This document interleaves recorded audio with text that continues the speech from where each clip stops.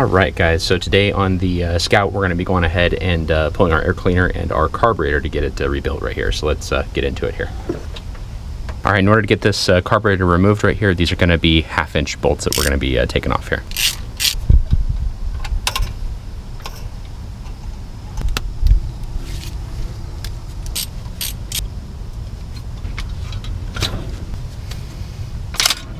Alright guys, in order to get the hard fuel line off the front of this, you're going to want to hold it with a 9/16 on the carburetor, and then it's going to be a 1/2 inch to take off the line right here. Now these bolts down here, again, these are 1/2 inch. It is easier to, some of them you can get to with a socket, but others you're going to have to get to with a wrench right here.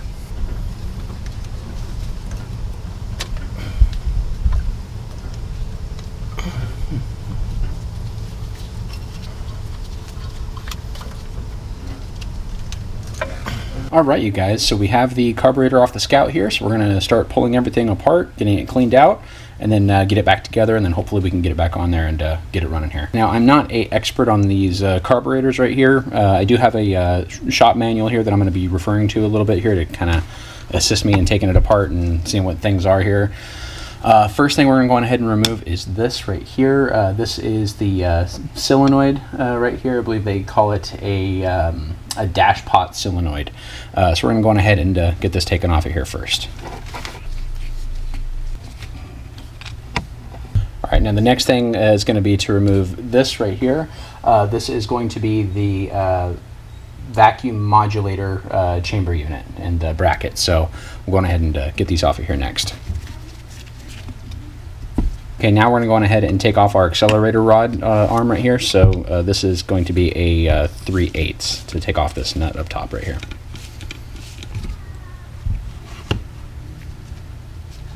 All right, next we're going to go on ahead and take off this fast idle connector rod right here. So we're going to take off this this nut right here next. And this one's going to be in 11/32. All right guys, so now I'm going to take off this bowl vent valve lever, I guess. Looks like there's a C-clip in here that you just got to pop up with a screwdriver right here to get it off of here.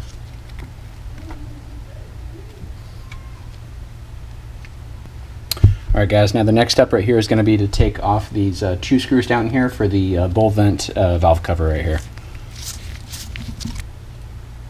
Alright guys, so now we're going to take off the what they call the air horn attaching screws.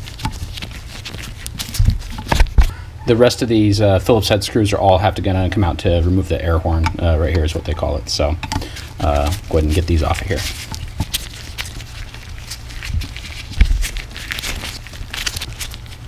Alright guys, so now we got these bolts loose, we should be able to pop this on open right here. If it'll come up, if it'll work with us here. See if I can separate this right here for us. There we go.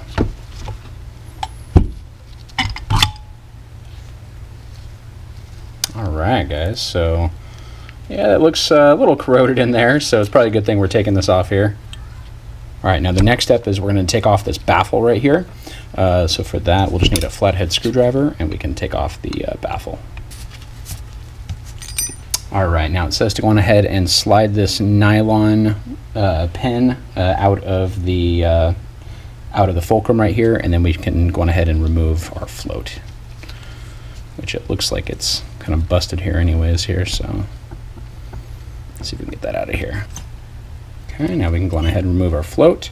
Alright, so now we're going to go on ahead and remove our, this is our needle valve and the needle valve and the gasket from the air horn. Okay, so now if I turn this over, then this should fall out. So here is, I believe, our, this is our needle right here, and then this right in here is going to be our seat right here that it sits into, so we can get that out of there as well.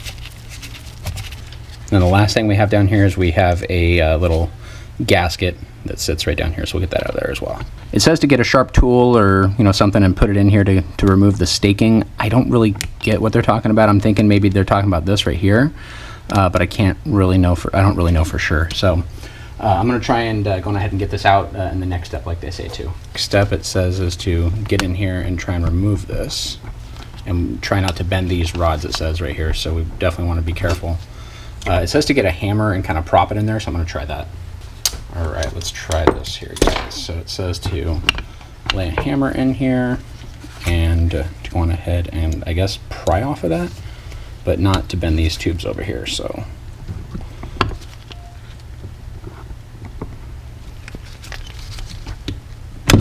there we go. All right, we got it.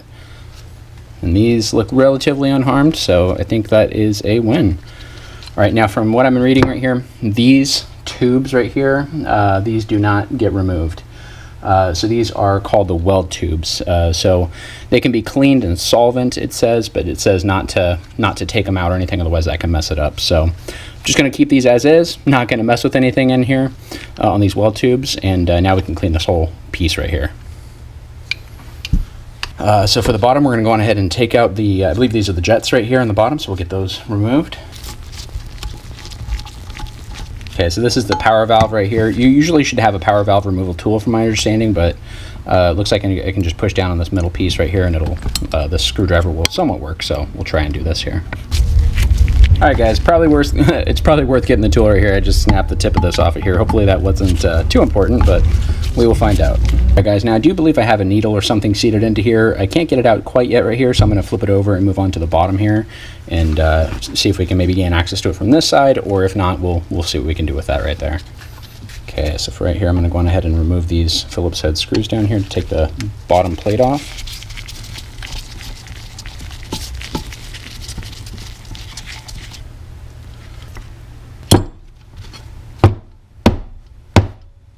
There it goes.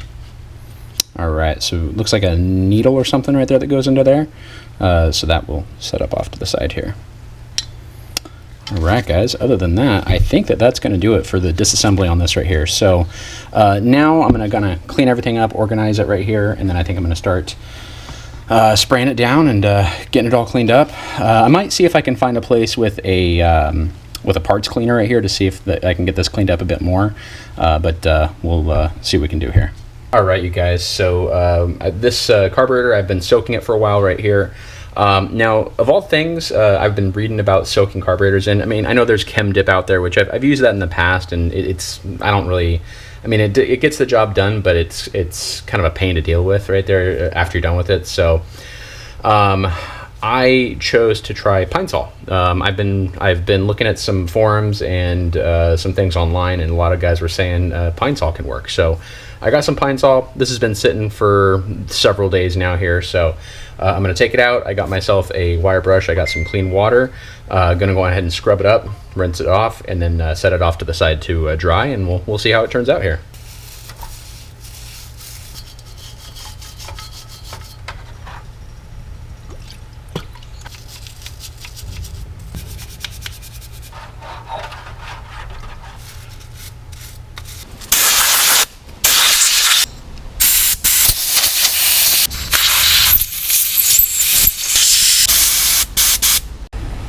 Alright guys, so now it's time to go on ahead and get this put back together right here. I went ahead and picked up a carburetor rebuild kit here for it. So we're going to go on ahead and open this up, and we're going to get putting everything back together right here. Now one thing also, when I was tearing this down and soaking it, I did forget to open this up. I have since opened it up and kind of cleaned it out a little bit and put it back together right there.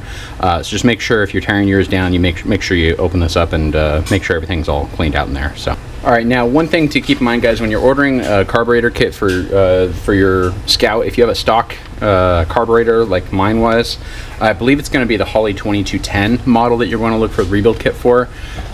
Originally I picked up this rebuild kit right here, part number 15129. That was the wrong one. It was for a newer 2-barrel carburetor, so just make sure you look at your carb, make sure you got the right rebuild kit for it right here. So again, we got this open right here. We're going to start putting everything back together here now. And the nice thing is it did come with this sheet right here. It kind of shows how everything went together. I do have that in my manual as well, but if you don't have a manual, it's nice that they did include this in there with it. So yeah, so we'll go ahead and get working on this here. All right, so first things first, I do have my mixture screws installed back into here with the springs. So that's gonna be the first part that I'm doing here. Next, I'm gonna grab a gasket for this, and we'll put together the upper part and the base plate right here for the carburetor. Alright guys, so now that we have the upper body attached to the base right here, we're going to start reinstalling everything here in the middle. First thing I'm going to start off with right here is going to be the power valve. So we're going to get that installed right here, and then on each side of it, from my understanding, we're going to have the jets that go on each side of that right there. So we're going ahead and get this installed here. Alright, so now we got these right here. These are going to be the jets. They're going to go right next to that power valve. So the next thing I'm going to be doing is installing this right here. From what I'm reading, this is for the needle pump discharge, and I believe it goes right into this hole right here, so I'm going to set it right into there.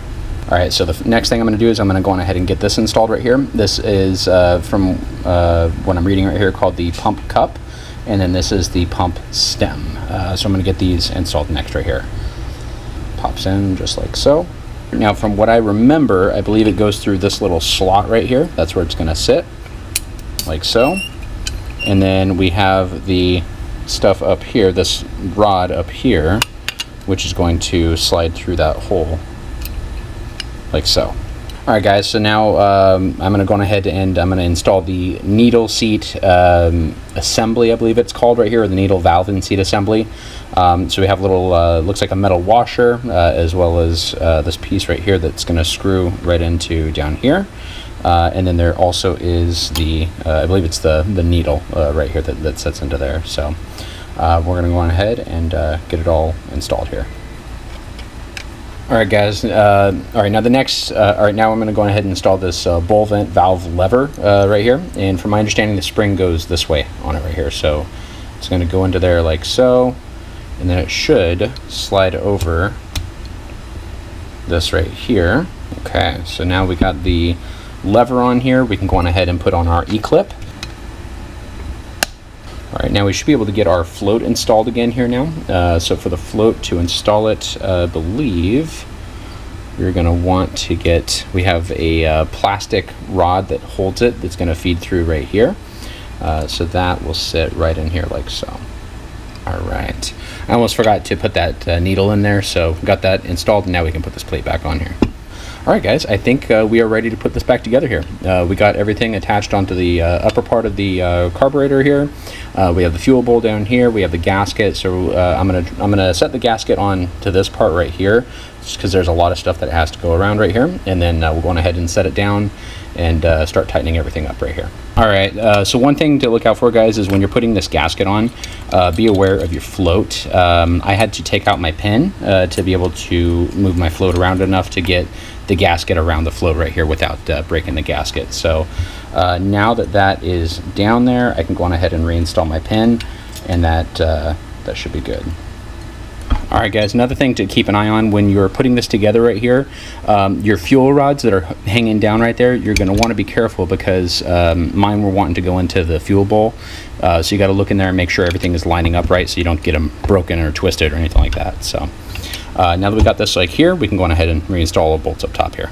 Alright guys, now that we got the carburetor back together right here, we're going to want to go on ahead and reinstall our accessories that go on the side right here. I believe they call this the dash pot, so we're going to go on ahead and put it back. There's the two screw holes right there, and we still have the screws in the unit right here, so we're going to go on ahead and just get this reattached right here for it. Alright, now we're going to be installing the choke diaphragm with the mounting bracket, and it's going to go on the back side of the carb right here. The linkage, I believe, if I remember correctly, and from the manual, it goes into this slot right here on this linkage right here. So we'll go on ahead and click that into there, and we'll get this mounted up here with the bolts that we have. Alright, the next step is to install this fast idle lever right here. It goes up top right here and connects down to the fast idle down here. So we're going to slip this on here. And from the directions that it shows this open right here when we're connecting it. So that's how I'm just going to do it. Hopefully it's the right way. Again, I'm not a carb expert, so we will find out. Alright, last thing I believe, guys, here to get this carb rebuild finished up here, we're going to go ahead and reattach this bracket right here. This is where the, I believe it's the accelerator pump linkage will connect into this bracket right here. So we'll go on ahead and get this into here. I believe it goes into the middle one. I'll double check in my book. And then this will just mount onto here, and we got a washer, lock washer, and a nut for it. For this one, I believe it's going to be a 3/8 size for the nut right here.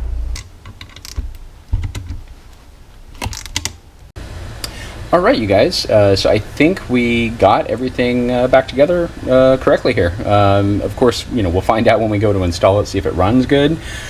Before I can put this back on here, I want to do a couple other things while it's off. So this is where we're going to end this one right here for the carburetor rebuild. Hope you guys enjoyed the video. If you did, please like it, give it a thumbs up, and subscribe to the channel. It'd be greatly appreciated, and we will see you on the next one.